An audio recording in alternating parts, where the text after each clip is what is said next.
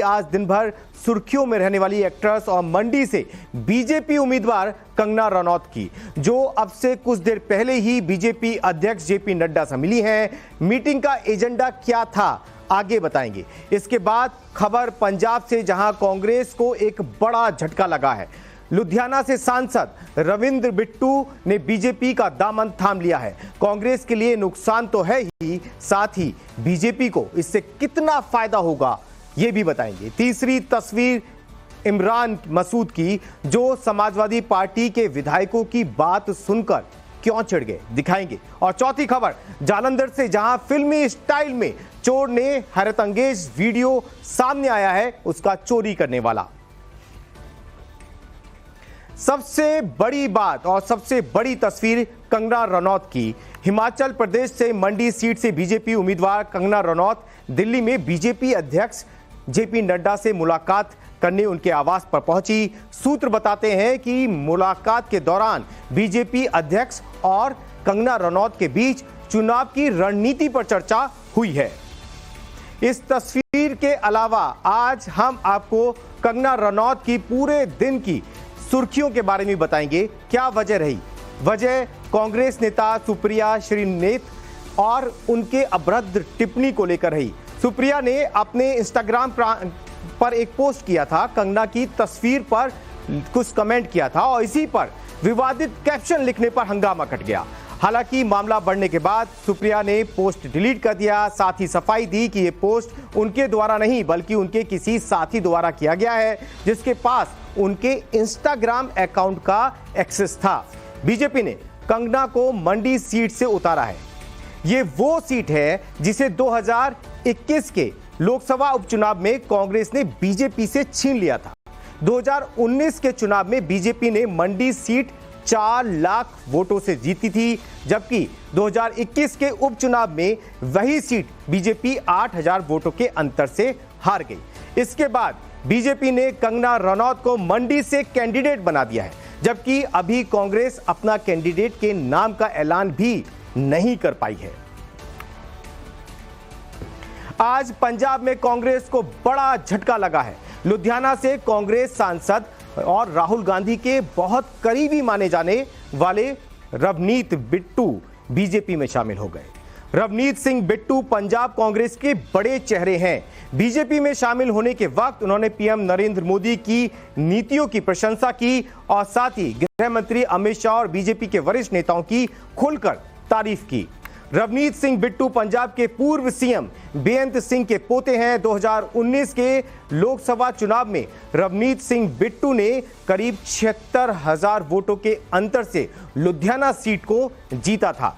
Punjab BJP में ये बड़ी ज्वाइनिंग तब हुई है जब आज ही ये तय हो गया कि अब अकाली और बीजेपी साथ मिलकर चुनाव नहीं लड़ेंगे, यानी कि गठबंधन नहीं हुआ। इसके बाद से ही बीजेपी खुद को अपने दम पर पंजाब में फाइट देने के लिए तैयार कर रही है और कांग्रेस के मौजूदा सांसद तथा बीजेपी ज्वाइन करने वालों की एक लंबी लिस्ट हो सकती है। ये बीजेपी के सूत्र भी बताते हैं कि रवनीत बिट्टू के बाद कुछ और बड़े नेता बीजेपी नेताओं के संपर्क में हैं और वो जल्द ही बीजेपी में शामिल हो सकते हैं।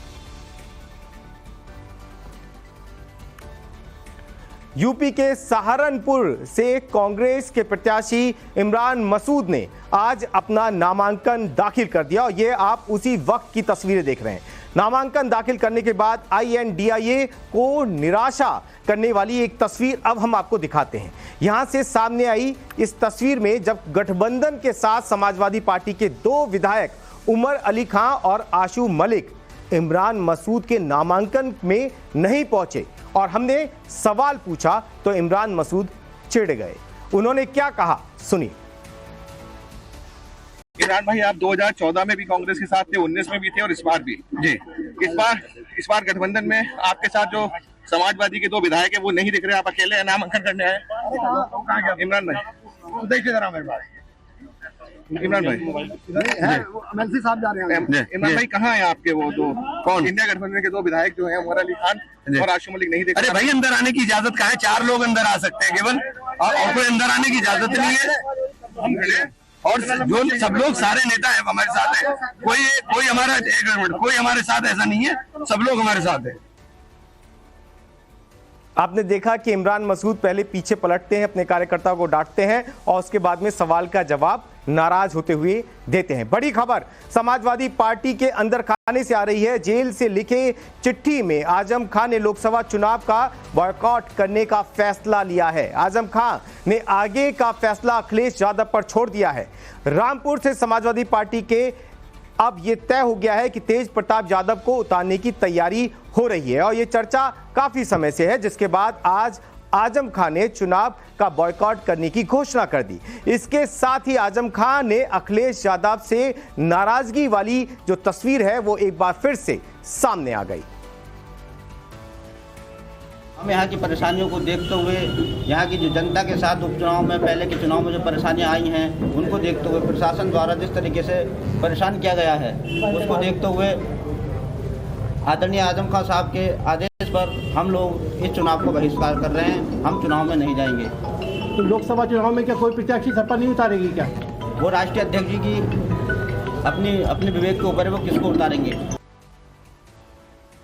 अब आज की एक और बड़ी खबर बिहार से, जहां INDIA के साथी और कांग्रेस और आरजेडी के बीच सीट शेयरिंग को लेकर फिर से पेंच फंस गया है। आज बिहार कांग्रेस और आरजेडी नेताओं के बीच अहम बैठक हुई। आरजेडी कांग्रेस को जो सीटें देने को तैयार है वो हम आपके सामने रख रहे हैं।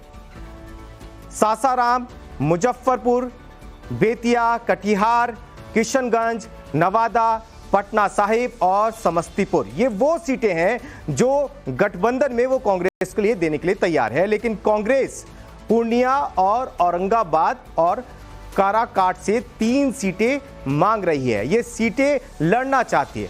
पूर्णिया से आरजेडी बीमा भारती को टिकट देना चाहती है, जबकि कांग्रेस यहां से पप्पू यादव को मैदान में उतारना चाहती है। ये आप वो तस्वीरें देख रहे हैं। और साथ ही औरंगाबाद में भी आरजेडी ने अभय कुशवाहा को सिंबल दे दिया है। काराकाट सीट कांग्रेस की वरिष्ठ नेता मीरा कुमार अपने बेटे को लड़ाना चाहती हैं।